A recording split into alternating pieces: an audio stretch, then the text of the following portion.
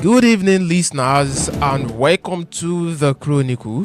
That is where we talk about extraordinary lives that have shaped our world.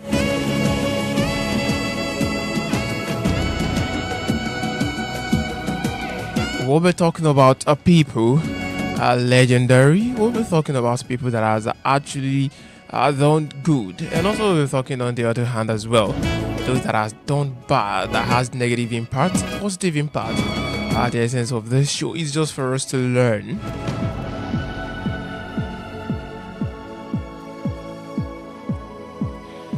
So this evening, I bring you a remarkable personality, a humble revolutionary, the story of José Mujica, the world's poorest president.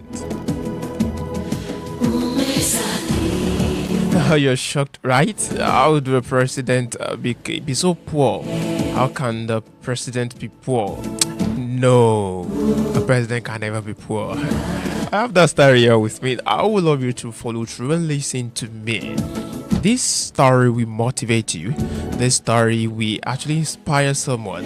So help me tell the young minds, most especially the youth, the young ones, that they should come to more radio and listen up to this interesting edition, which is even the maiden edition of the Chronicle. So this evening, I bring you the remarkable tale of José Mujica, the former president of Uruguay, who captured global heart, not with grandeur, but with simplicity. Yes, with a simplicity.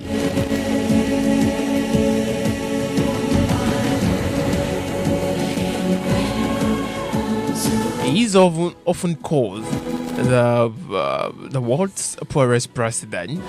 Mujica lived a life that defied the trappings of power.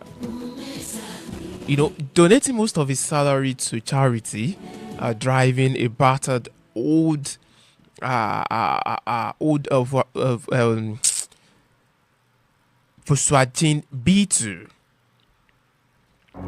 and residing on a modest farm rather than a palace.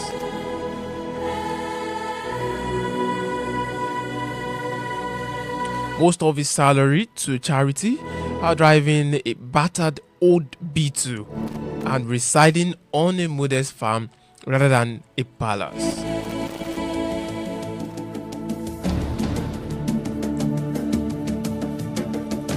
But as we explore, Mujica himself rejected that label, insisting that true poverty lies in endless greed, not in humble living. From a guerrilla fighter to global icon of humility, this is the story of a man who proved that leadership can bloom from the soil of adversity.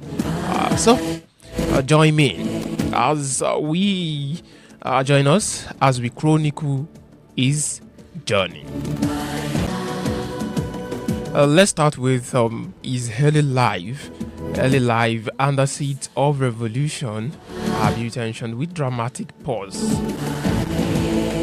Born on May 20, 1935 in Montevideo, Uruguay, José Mujica Cordano came into a world of the modest means.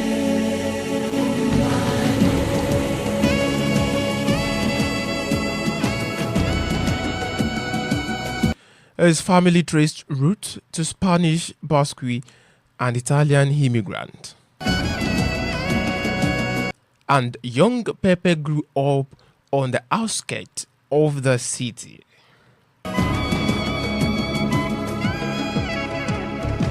Tragedy struck early. His father, a small-scale farmer, went bankrupt and passed away when Mujica was just 5 years old.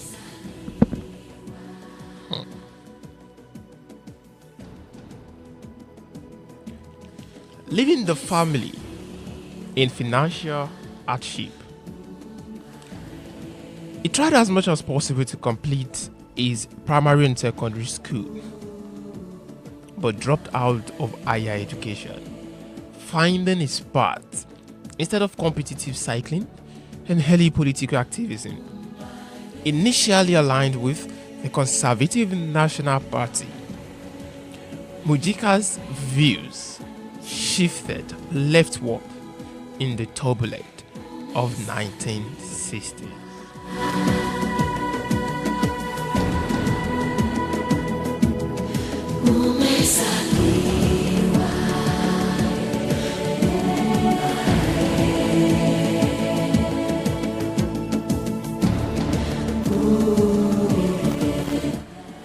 Inspired by the Cuba Revolution,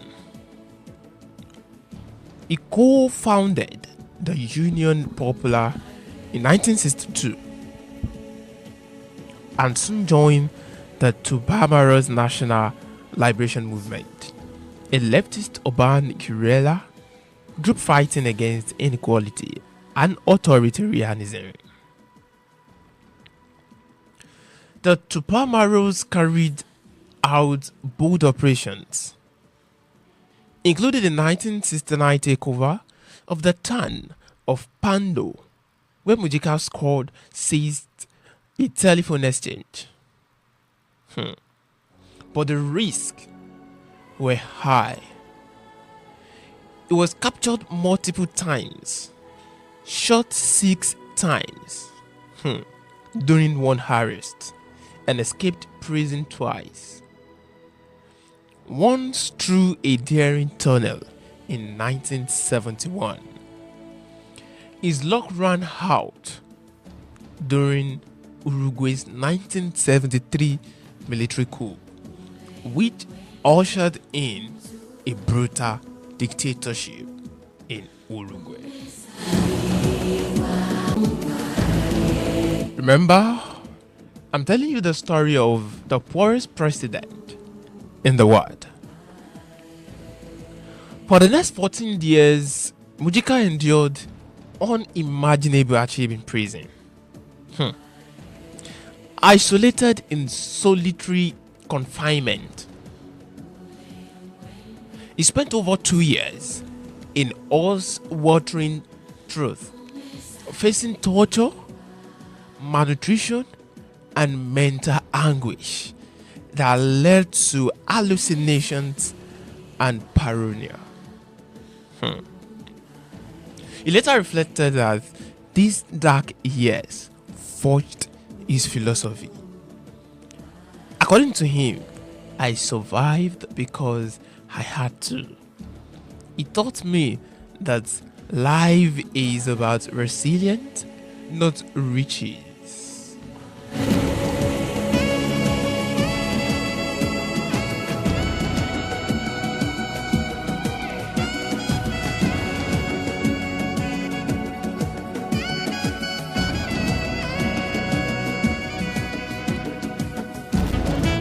It was later released in 1985 rather, I beg your pardon. It was released in 1985 under a general amnesty as democracy returned. Mujica emerged not bitter, but transformed, ready to channel his revolutionary spirit into peaceful politics. At this point, I will talk about his rise to power, starting from the prison to parliament. What a beautiful transition of the poorest president in the world.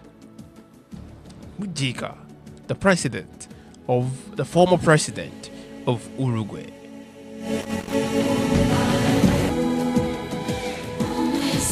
It is still the Chronicle on More Radio UK and Israel Babala still behind the MIC. You can always call me your media man. Yes, let's talk about the rise to power. Joining the movement of popular participation within the left-wing Broad Friends coalition, Mujica transformed seamlessly into electoral politics. He served as a national representative from 1995 to 2000, then as a senator until 2005, and later as Minister of Livestock, Agriculture and Fisheries under President Tabari Vasquez. His foxy style and direct language endeared him to Uruguayans, earning him the nickname Pepe, a theme of affection.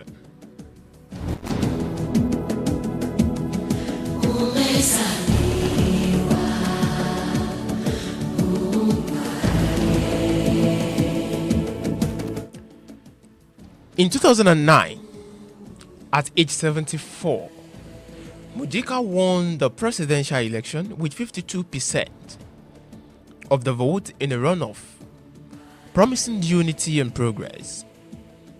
In his victory speech, he declared, "It is a mistake to think that power comes from above and it comes from within the hearts of the masses. There are no winners or losers today." Taking office on March 1, 2010, he inherited a stable but unequal nation and set about reshaping it with pragmatic leftism.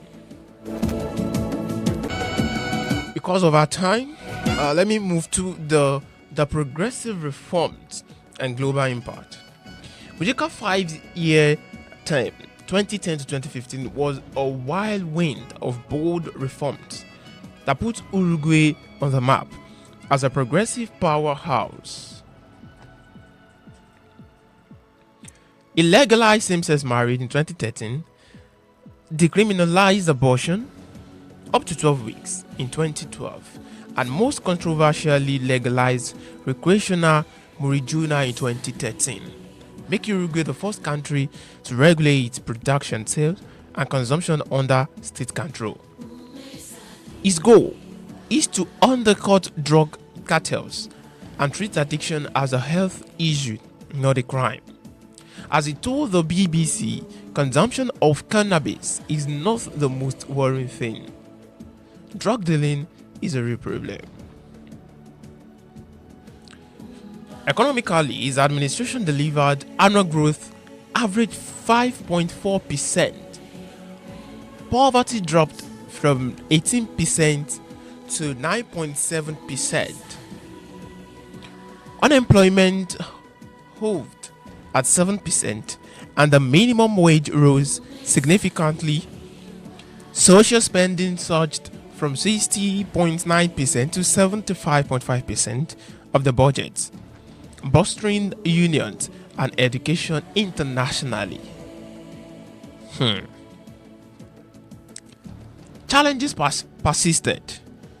Critics point out to rising public debt, educational shortcomings, and a dip in his approval rating mid-term. Mujica ended his presidency with around 70% popularity, handing over to Vargas in 2015. Now let's talk about the lifestyle that defined him. Austerity as philosophy. Wait, what really set Mujica apart was his personal life. What made him the poorest president, or what makes him the poorest president, is his personal life, a stark contrast to the opulence of many world leaders. He shunned the presidential palace, opting instead for his wife Lucia Topolansky famous house on a dirt road outside Montevideo. There, they drew water from a well. They shared their home with a 3-legged dog named Manuela. A vegetarian an avid gardener. Mujica drove in 1987 blue B2 Volkswagen at that. Is only declared asset in 2010 worth just $1,800. You say, sure? Yes. Is only declared asset in 2010 worth just, I repeat, just $1,800 and has turned down a $1 million offer. $1 million offer for it, saying the money could house the homeless. Hi.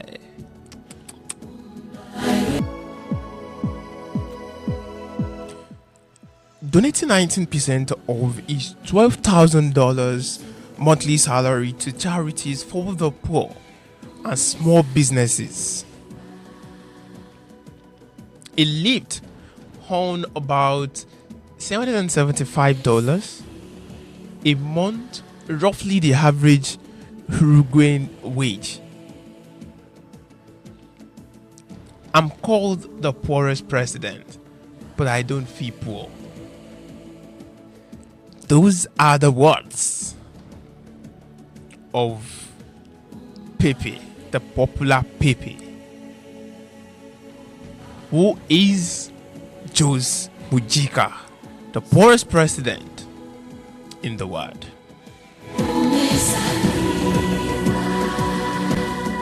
According to him, he said, I'm called the poorest president, but I don't feel poor. He said that in a 2012 interview. He also said this again. He said, poor people are those who only work to try to keep an expensive style.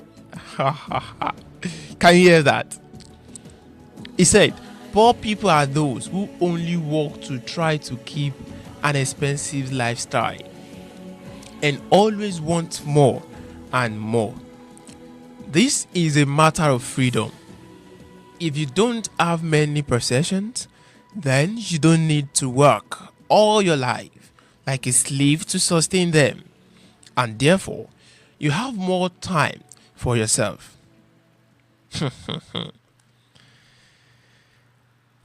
Married to Topolansky, a fellow ex-Tupamaru and later Uruguay's vice president since 2005.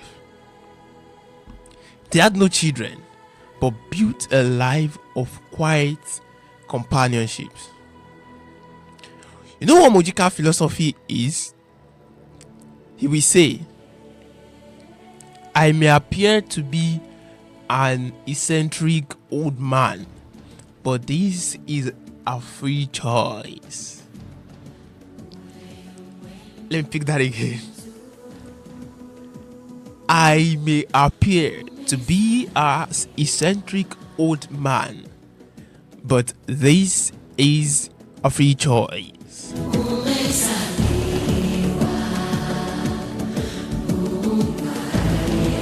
And those are what makes him the poorest president. Let's quickly talk about the legacy, and which is the final chapter on the show.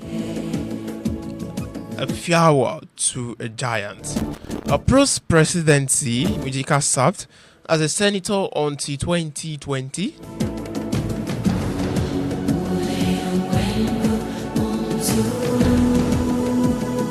Mujica served as a senator in 2020, retiring amid the COVID-19 pandemic. At age 85, he remained a voice for simplicity, influencing documentaries like Emia Kusturica's El Pepe, Una Vida Suprema. The films about his imprisonment, his legacy endures in Uruguay's social advancement and globally as a symbol of ethical leadership admired by figures from Brazil's Lula da Silva to Chile's Boric.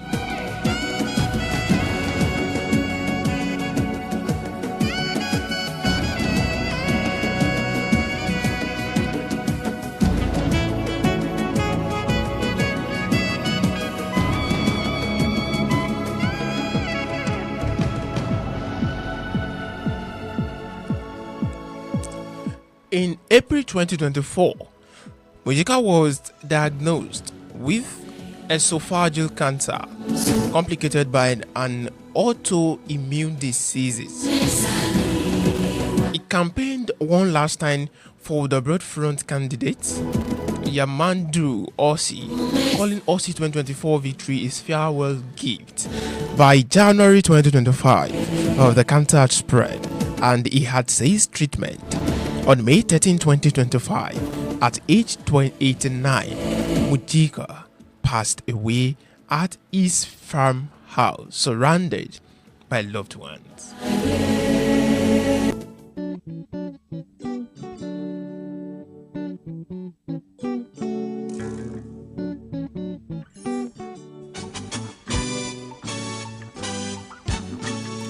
This is to his death. Apology to those who don't understand Yoruba. On May 13, 2025, at age 89, Mujica passed away at his farmhouse surrounded by loved ones. Uruguay declared 3 days of national mourning with over 100,000 attending a state funeral.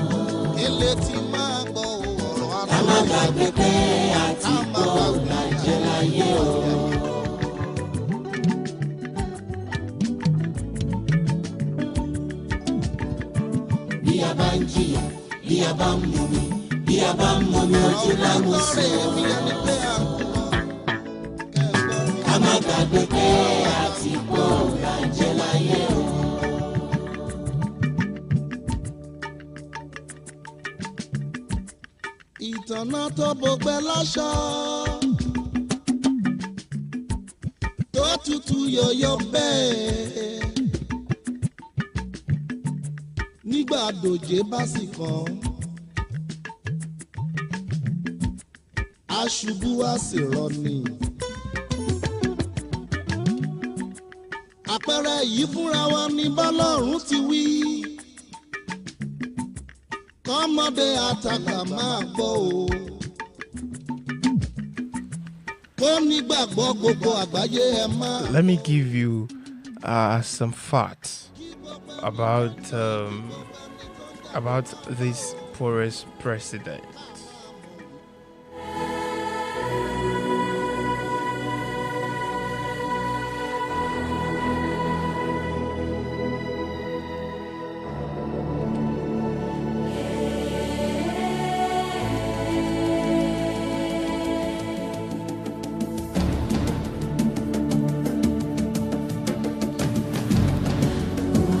José Pepe Mujica Cordano is a highly respected man in Uruguay.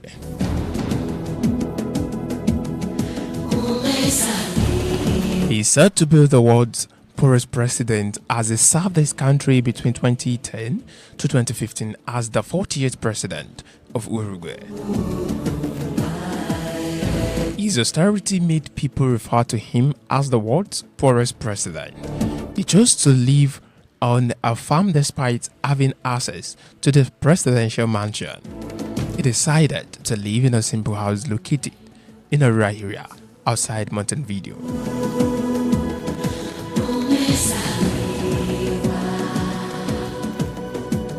Fact number 3. The lifestyle of Mujica is an interesting one, as he prefers to live simply despite being paid an amount equivalent to $12,000 per month. The intriguing part of this is that about 90% of his earnings goes to the poor and small-scale entrepreneurs. Fact number 4. After giving out 90% of his salary, Mujica is left with an amount that is equivalent to an average Uruguay's earning per month. Despite his act of charity, he does not feel poor and enjoys his life on the farm.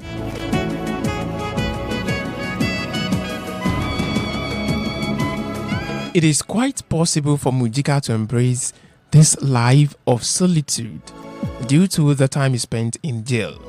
His past revealed that he was the former leader of some guerrilla group called Poorest. This group was a violent one that used a Robin Hood-like strategy to fight the poor.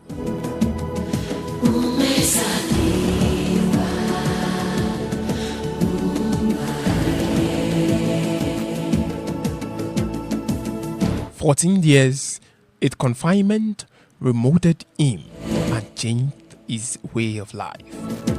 Fact number 6.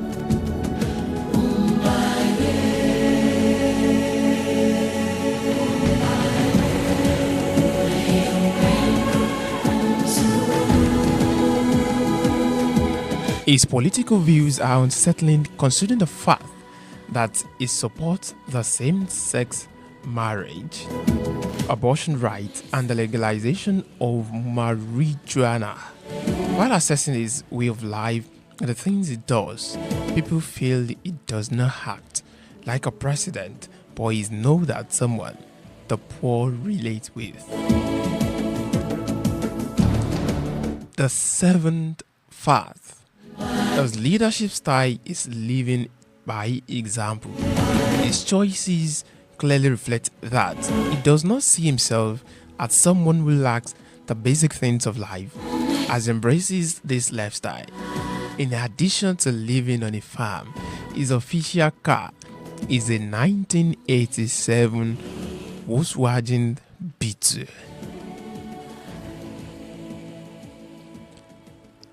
And this is the story of the poorest president, José Alberto Pepe Mujica Cardona. I'm afraid this is a convenient point for me to bow out of the show. This is the Chronicles on More Radio. And this is how you will be joining me every Saturday. So, let me leave you to enjoy this particular song. I'll be signing out with this particular song. That's a song of Beautiful Nubia that says, Okunyogun, Kunrumi is on the way. To see you once again, just like I do say,